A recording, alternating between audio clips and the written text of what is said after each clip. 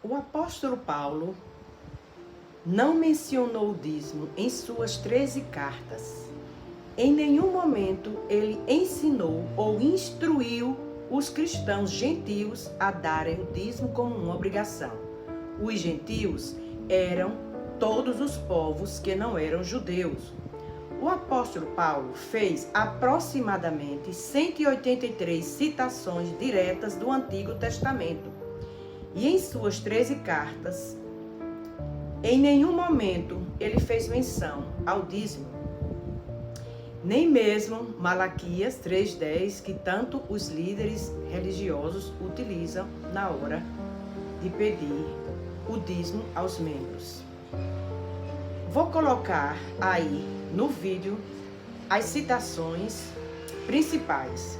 E Paulo era judeu. Veja o que Atos 22:3 diz. Sou judeu, nascido em Tarso da Cilícia, mas criado nesta cidade. Fui instruído rigorosamente por Gamaliel na lei dos nossos antepassados, sendo tão zeloso para com Deus quanto qualquer de vocês hoje. Quando ele está falando para os judeus. A igreja, enquanto instituição, frequentemente utiliza Malaquias 3:10 e, em alguns casos, Hebreus 7, de 1 a 10, para justificar a obrigatoriedade do dízimo. No entanto, raramente apresentam outras passagens para sustentar essa prática, pois não existe nenhuma ordenança no Novo Testamento que fundamente essa prática para os cristãos. Malaquias 3:10 foi direcionado ao povo de Israel em um contexto específico, quando ainda existia o templo e o sacerdócio levítico. Paulo nunca mencionou Malaquias 3:10 ou qualquer outra passagem do Antigo Testamento para impor o dízimo à igreja. Ele ensina que a contribuição deve ser voluntária, proporcional e com alegria, sem um valor fixo ou obrigatório. Isso reforça que o dízimo, como prática legalista, não foi estabelecido para os cristãos na Nova Aliança. No próximo vídeo, vou analisar o contexto do livro do profeta Malaquias e esclarecer o seu verdadeiro significado. E quanto à passagem de Hebreus 7, de 1 a 10, que menciona Melquisedeque recebendo os dízimos de Abraão, conforme Gênesis 14:20. Neste contexto, o dízimo ainda não havia sido instituído como mandamento. Abraão o ofereceu por gratidão e não por obrigação. Além disso, essa passagem não estabelece a prática do dízimo na igreja, mas sim faz uma analogia entre Melquisedeque e Cristo, destacando sua supremacia e sacerdócio eterno. A seguir, apresentarei em áudio as principais referências nas cartas de Paulo, onde ele menciona ofertas, coletas, contribuições voluntárias e o sustento dos ministros.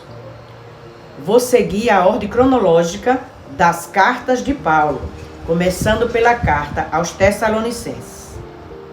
Recentemente estive com minha filha em Tessalônica, que atualmente pertence à Grécia. No tempo de Paulo, porém, a cidade fazia parte da província romana da Macedônia, que abrangia uma região maior do que a atual Macedônia do Norte e incluía partes da Grécia.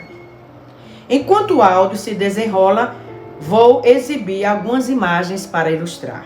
Começarei pela ordem cronológica das cartas de Paulo. 1 Tessalonicenses 2:9. Paulo lembra que trabalhou para não ser um peso à igreja enquanto pregava. 2 Tessalonicenses 3, de 7 a 10. Paulo reforça que trabalhou para dar exemplo, mostrando que aqueles que não querem trabalhar também não devem comer. Gálatas 2:10. Paulo lembra que, ao ser reconhecido como apóstolo pelos líderes de Jerusalém, pediram que ele não se esquecesse dos pobres, o que ele já fazia. Gálatas 6,6 ensina que aqueles que são instruídos na palavra devem compartilhar bens materiais com seus mestres. Paulo defende em 1 Coríntios 9, de 6 a 14, que aqueles que pregam o Evangelho têm o direito de viver do Evangelho, citando exemplos do Antigo Testamento.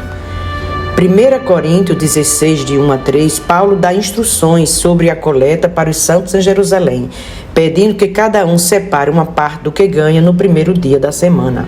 Em 2 Coríntios 8, de 1 a 15, Paulo elogia a generosidade das igrejas da Macedônia e incentiva os coríntios a contribuírem voluntariamente sem pressão. Em 2 Coríntios 8, 16 a 24, ele fala sobre a transparência no uso da oferta e recomenda Tito e outros irmãos como responsáveis pela coleta.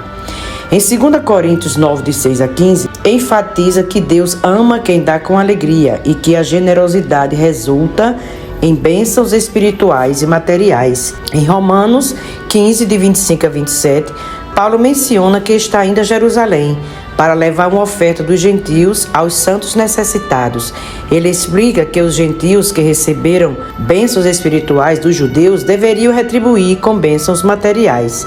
Em Filipenses 4, de 10 a 19, Paulo agradece à igreja de Filipos pela oferta enviada para sustentá-lo, destacando que Deus suprirá todas as necessidades deles.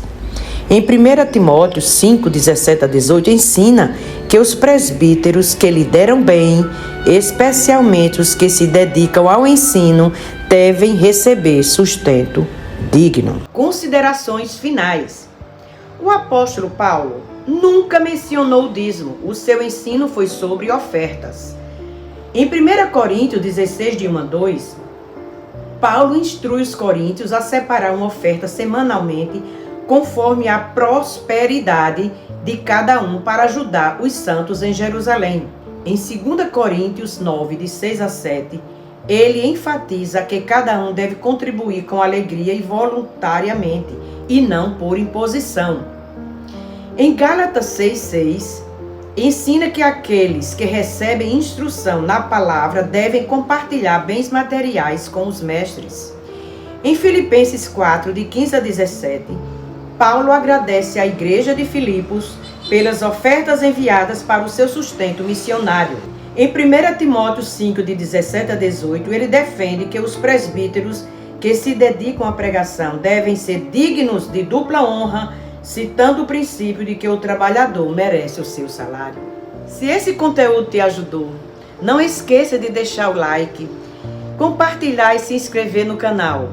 Ative o sininho para não perder os próximos vídeos. Deus te abençoe.